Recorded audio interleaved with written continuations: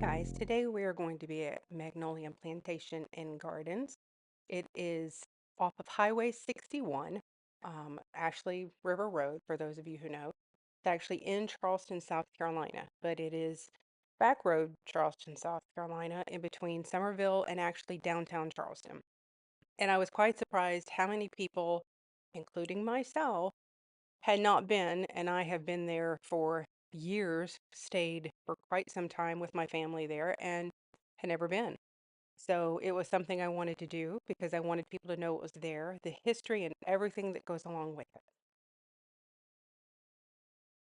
Hey guys, today we're in the Magnolia Plantation Gardens, and you will basically be able to see the tour that they have, which is a nature tour. You're able to see the sun, a little bit of the house.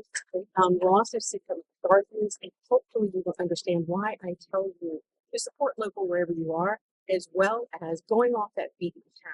Speaking to some of the people here, I absolutely appreciate it, and we'll get into that in this video. So let's get to it. In the late 17th century, Stephen Fox acquired 400-acre plantation along the banks of the Ashley River. He then passed his land on to his son-in-law, Thomas Drayton, establishing the Drayton family name there on the Ashley shore. They expanded their land over the next 2 centuries, reaching about 1,700 acres up until the Civil War. The land made up what became known as Magnolia on the Ashley and later Magnolia Plantation and Gardens. The Carolina rice, or Carolina gold rice, is what was cultivated here on this property with the Drayton family. There's a beautiful story that goes on how that the gardens actually became. It is a story of love and marriage. I don't want to take away from the story, and I honestly cannot tell it as good as Bree did, but I will tell you that he planted the gardens because he wanted her to come to this property and live with him on this property. So the gardens truly were a labor of love. They are beautiful, and they do a very good job keeping them up. In order to help them preserve the property as a whole, they do hold weddings and other events there. They wished, honestly, that they didn't have to, but it costs money to run such a beautiful and big property. So they do have events there, and it is a wonderful place to hold an event as well as visit. So I would ask that you consider going to a place like Magnolia Plantation and Gardens for the history, for the nature, for everything that goes with that wonderful driver that drove us around the gardens there and explained a little bit of the history that went along with that also. But it is open year round. The magnolia is in bloom pretty much 365 days a year because they have so much going on the property. So as far as history, nature, and horticulture or flowers or whatever you want to call that, there's a lot there to see and do. And for the price, I definitely think you get your money's worth. Mechanisms like birds and mammals do to regulate their body temperatures. So they rely on the sun to heat up, and they'll flop in the water to cool off. There's another cute little gator just swimming out here on the left. He's just out there. He's just a baby. So, they'll get on those ramps, and they need to get to certain temperatures to perform different biological functions. Like during the winter, they don't actually hibernate, but because it's so cold, they need a stable environment. So they'll dig into the bank 20 or feet or so where the ground's like at 50 degrees, and they'll slow their heartbeats down to about 1 or 2 beats a minute and live off of their internal fat stores during the winter. But here we are in the South Carolina, and we get 75 degrees days during the winter, and those gators like that, and they'll come out and see what's going on. But if they eat something, the environment doesn't stay warm long enough for them to digest any food that got in them. So that, if they ate a steak, it would rot inside of them and kill them. They call that stomach rot. It's pretty gross. Now, there's some cool things that we can tell about alligators' growth rates by looking at their heads. We know that alligators will grow at about a foot a year for their first 5 years. So if we look at their heads and guesstimate the distance between their eyeballs and their nostrils in inches, we can extrapolate that and say that if it's 3 inches, they're probably 3 years old. This was our tram tour there at the Gardens and Plantation. It is very informational. It is a separate fee, but I would say it is the best way to see more of the plantation without having to walk around the plantation.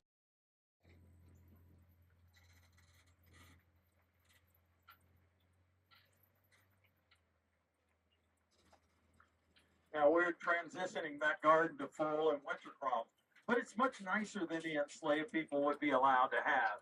Let's say they were working in the fields from sun up to sundown, so mostly their feeding themselves was like hunter-gatherer kind of stuff. They would allow them to raise chickens because they don't take much work. A family of 10 would get about 50 pounds of salt pork a year to season their food, but mostly they had to deal with foraging for weeds and stuff that was not good enough for the owner of the plantation to eat. Now, these houses were built to house the enslaved, and they did so till 1865. After that, many enslaved people who were freed remained on the plantations and rented those houses. And they served as rental properties all the way till 1989 when Hurricane Hugo came through the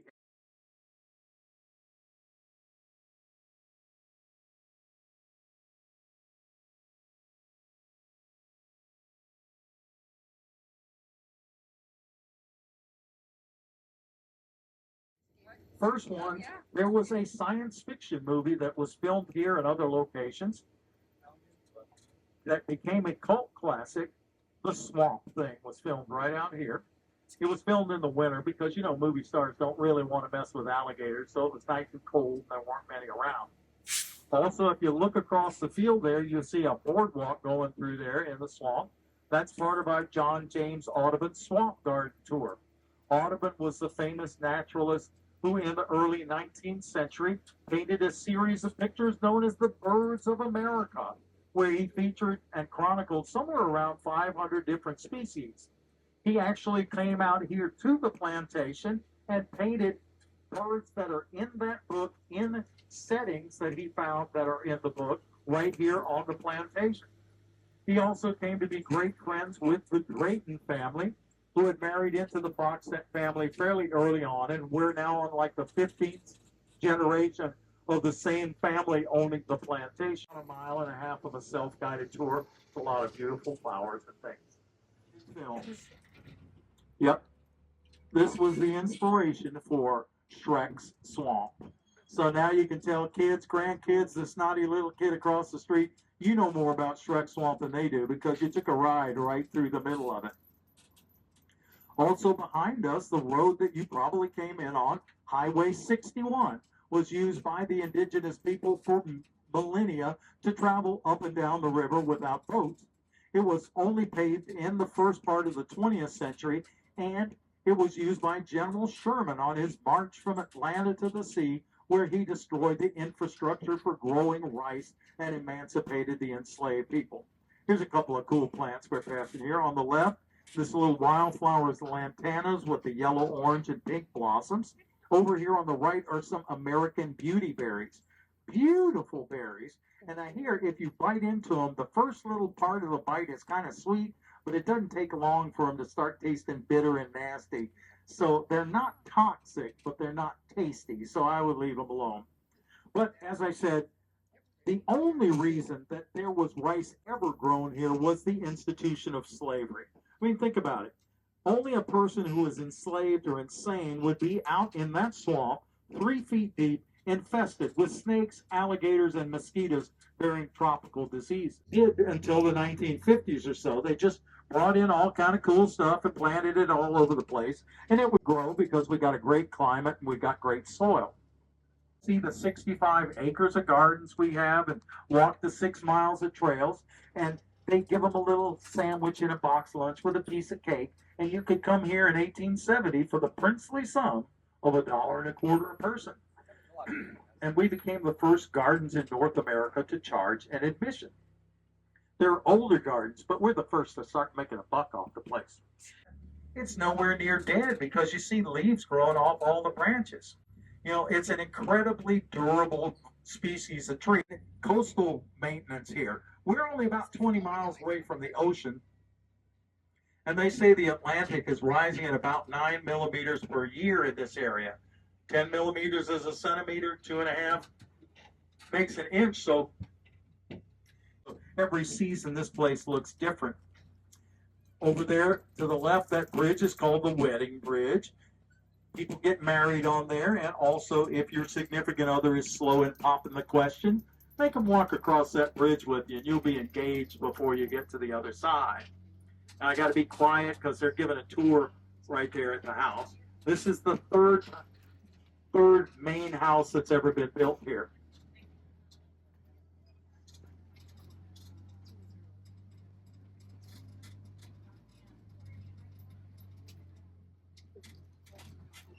Also on the ground floor of the house is our gift shop. I want to encourage you to the left. We change this bed and many others seasonally. Right now we're set for the fall here. And yes, those are real banana trees. I live just a few miles away and my neighbor's got a couple. He tells me he gets like 80 to 100 edible bananas out of his trees every year. It's a testament to our being able to grow just about whatever we want here. Over to the right is our Peacock Cafe, hot and cold food, soft and hard libations, a little respite from the sun. The entrance to the... I just have to pause and give someone the absolute deserved attention. Bree, like the cheese, was our tour guide. She also does tours through Ashley Excursions in downtown Charleston. She was amazing. Introducing Bree. 13 some odd the Drayton family. And this is, like I said, the third of the houses. Now, it is not a plantation house in any sense of the word. Plantation house either means the house standing on a plantation or a plantation style house. An actual, can you hear me okay? Yes. All right. It's an actual style of architecture. This one is not. It was built after the Civil War, and it is not a plantation style home. Now, it is in fact a barn. We're Some context, they were setting up for a wedding and poor Bree had to fight it the whole time we were outside. The first house to stand on this property was built in the late 1600s, early 1700s, and it stood about 30 yards that direction. Big, beautiful Georgian style and she burned down about 1810. But it's fine. You guys see the avenue of oaks here? That double line of oak trees lining the drive. That is a very special kind of planting they do on plantations in the South. They call it an avenue of oaks. And it's supposed to shade your drive and highlight the house. It should directly line up with the front door of the house. Look at the avenue. Look at the door. Yeah, not so much, right? That's because the first house stood over that direction. It lined up with the avenue. But after they spent a good 100 years cultivating that avenue, and that house burned down, instead of doing what everyone else here does, which is rebuild in the same spot, they chose to rebuild next door. They did not write down why. They don't remember. It drives me nuts. I will never know, and it's very stressful. So instead, they built the second house right here. Now, that was a plantation house. That was a plantation style architecture, and this was a plantation. Now, that was built on a big brick foundation. If you guys have been downstairs, that's what you were walking through. We'll talk about that a little later. That one also burned down. It's a thing here. Things burn down. It sounds a lot. So that one burned down during the Civil War. We'll talk about the ins and outs of that soon. But this is the third house built on top of the footprint of the second house next door to the first house. Is that clarity for everyone? Beautiful. Now we're going to get complicated once we get into this. You were not allowed to record inside of the home. The home has been dedicated and is still operated by the family. So they ask, please, no photos, no videos, no anything. I don't know how those got there. This is the wedding party that you heard outside, and I was allowed to take a photo of the grounds from the upstairs. This is downstairs. When you heard Bree talking about the original home that was downstairs, is actually a gift shop now.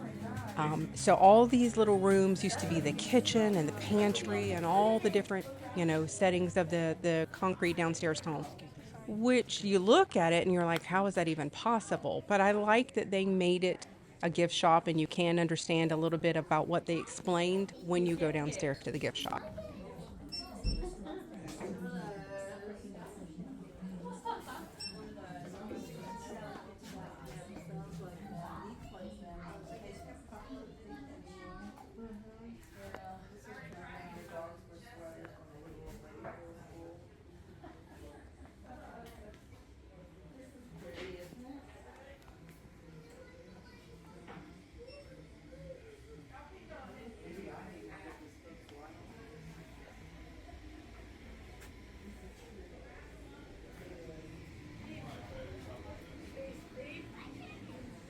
I do hope that you have found this informational. If you're in the area, please consider stopping by. If you're not in the area, maybe a good weekend trip, perfect for it. When you do stop by, tell Bree I said hello. Tell her I sent you. Thanks for subscribing to all those who are subscribed. If you're not, I ask you to please do so. Until the next adventure, we'll see you next time.